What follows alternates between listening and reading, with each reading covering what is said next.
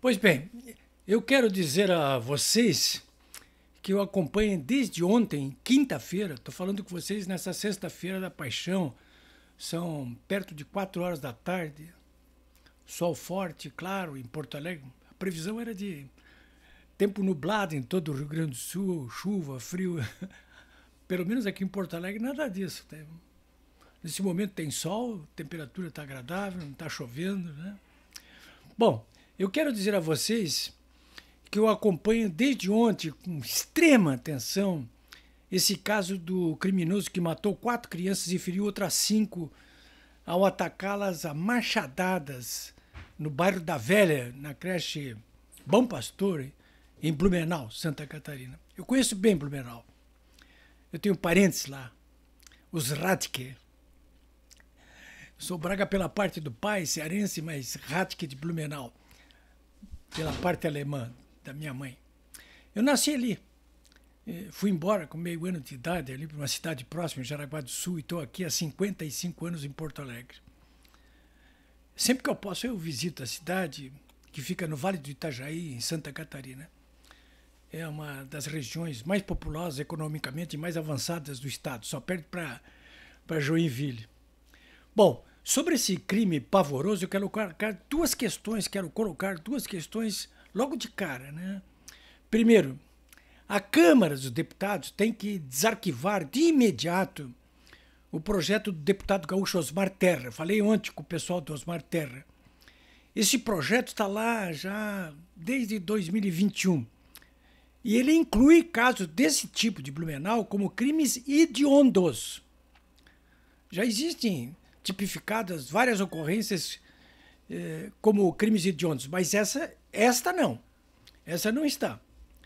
O deputado me disse esta tarde que pediu urgência para que saia essa votação. É mais do que urgente. Então, essa primeira questão que eu quero colocar para vocês, assim, digamos que é de ordem jurídica, de ordem legal.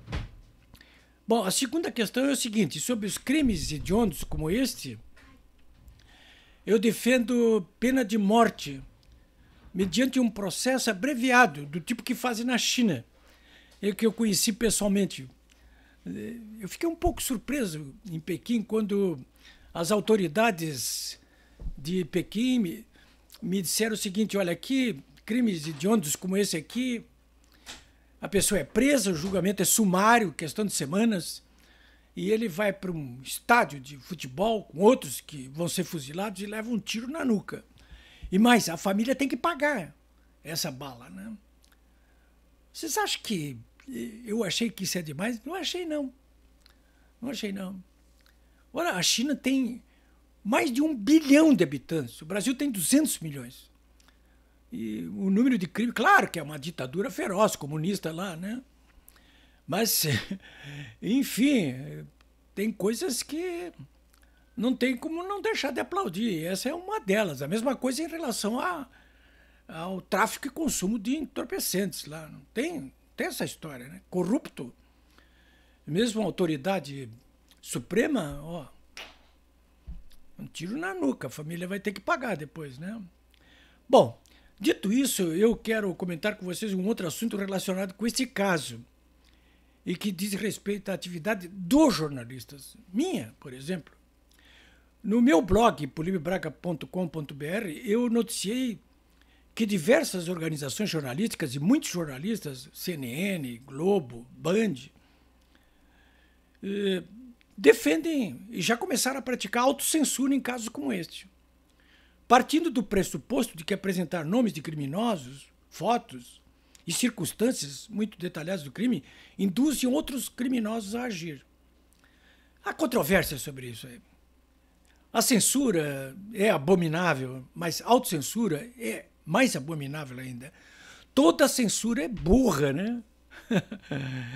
Toda censura é burra, sim. Olha, essa história me remete a aquelas historinhas que todo mundo conta aí quando está reunido em grupos para se divertir um pouquinho, a respeito daquele pai que chegou em casa e a filha disse: "Olha, eu estou grávida". E o pai disse: "Mas como? O que aconteceu?" "Não, naquela poltrona lá, o meu namorado me pegou e me engravidou." Ah, pois bem, o pai disse, eu vou jogar essa poltrona fora.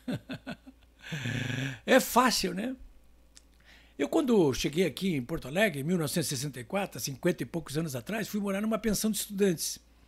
A Juque 3, na descida da Mostardeira, em Porto Alegre, de frente ao Parcão. Não tinha um Parcão ainda naquela época. E, de vez em quando, o pessoal reclamava de noite, no jantar, casa de estudante, né? Ninguém tinha dinheiro para nada, nem para comer. De vez em quando, chegava lá uma sopa que estava intragável, né? E o pessoal reclamava com o tesoureiro da época, o Trentinho. E até que um dia não teve mais sopa ali. O pessoal começou, mas o que aconteceu, Trentinho? O que é isso? Estava todo mundo reclamando da sopa, tirei a sopa, acabei com a sopa. Né? E de lá para cá eu vejo isso aí é a solução Trentinho, né?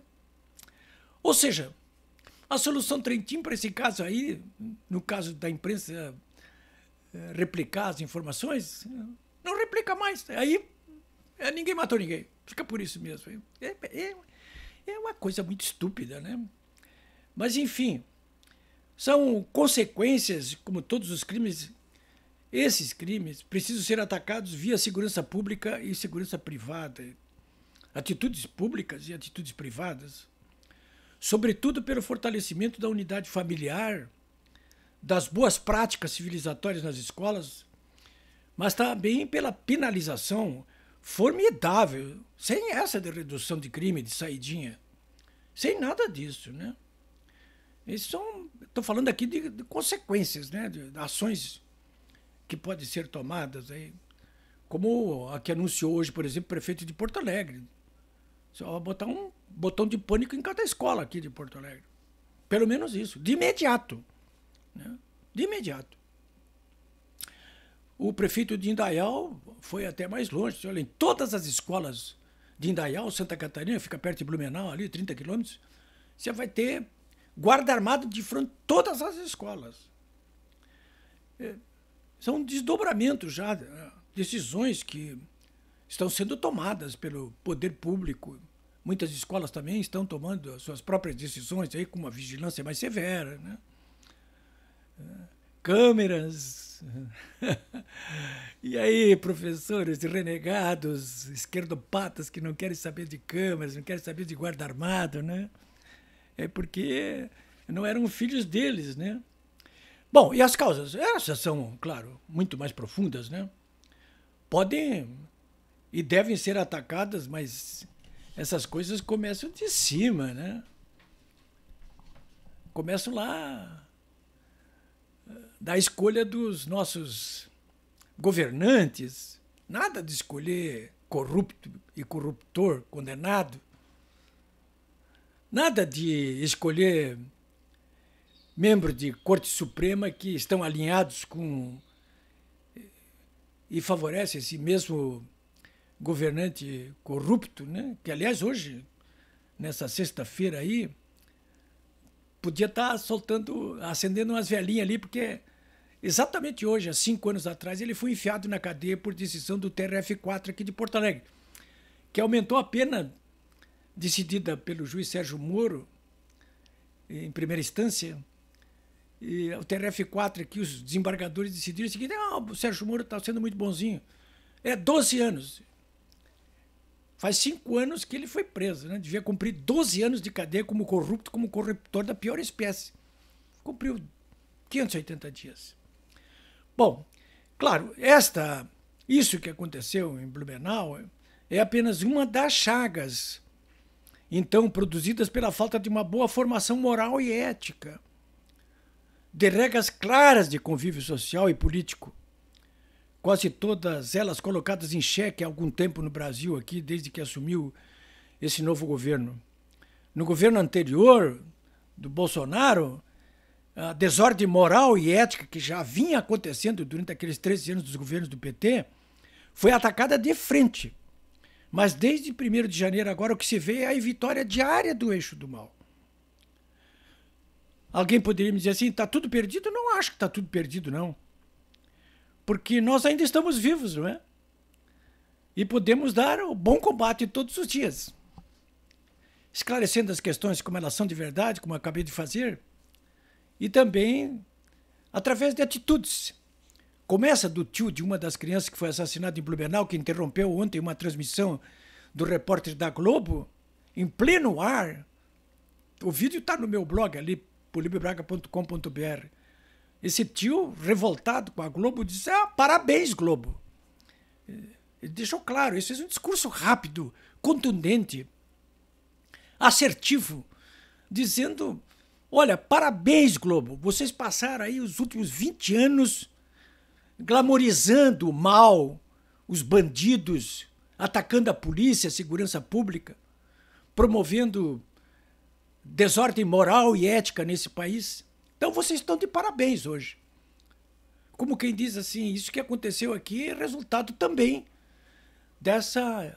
desse tipo de mídia marrom que, infelizmente, prevalece na mídia tradicional brasileira de hoje. É isso, senhores. Uma boa Páscoa para todos, hein?